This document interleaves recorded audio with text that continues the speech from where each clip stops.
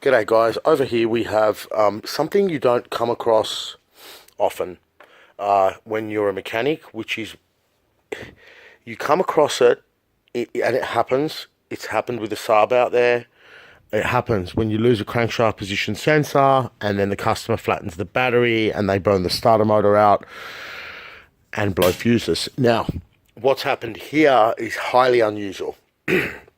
Because there's two components to this. One's electrical, one's air conditioning. Right. So, Sanden.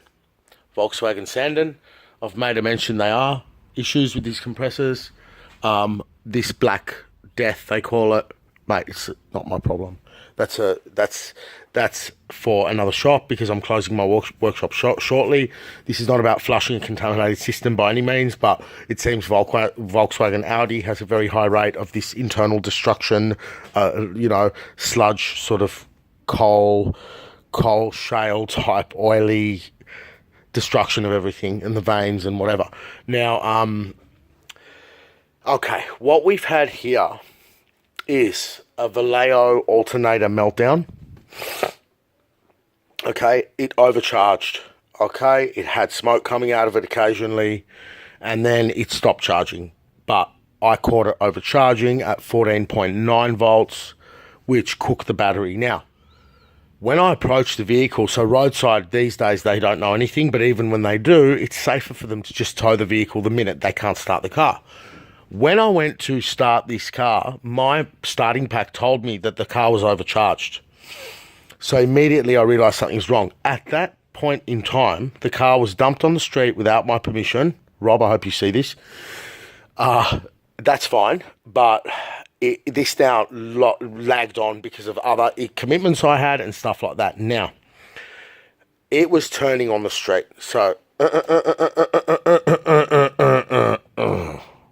and the battery died. The battery had a dead cell.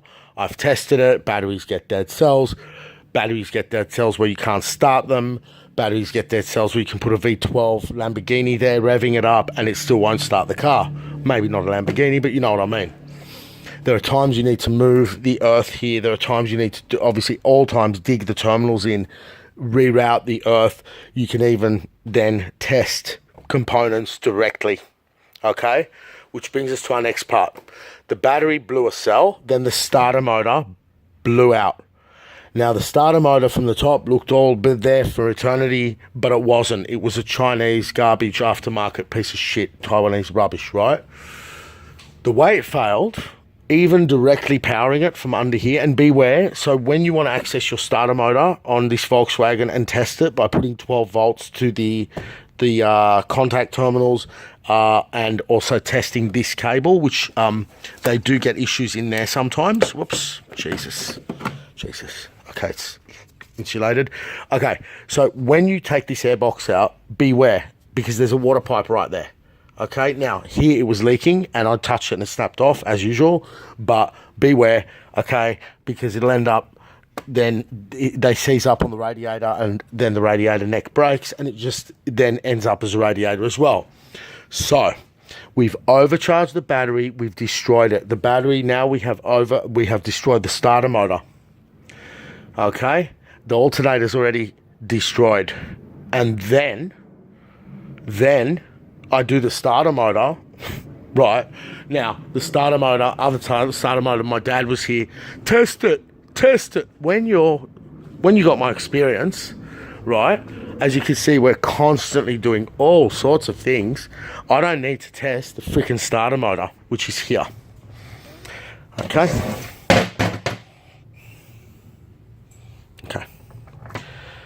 When you're on the vehicle, how much time have I got left? 5 minutes and 8 seconds, it's going to cut. All right, when you're on the vehicle, you want to test here and you place the power there and you can start the car. Also, obviously by then, you've got, the scanner on the vehicle and you're checking that the immobilizer is giving an okay. But on this vehicle, it cuts the starter, right? So by checking the starter, you eliminate that. Now, at the end of it, what happens? The air conditioning seizes up. It was left on, obviously, and there were the days we always turn them off. Air conditioning seizes up, and the car doesn't turn. It seized up in such a way with the twin-face belt that the engine did not turn. And I caught the bastard, and now it's being changed. So that's the Volkswagen Caddy with multiple failures. You can see I've removed here this, and to get the bolt out on top, I've used a shifter here because it's 60.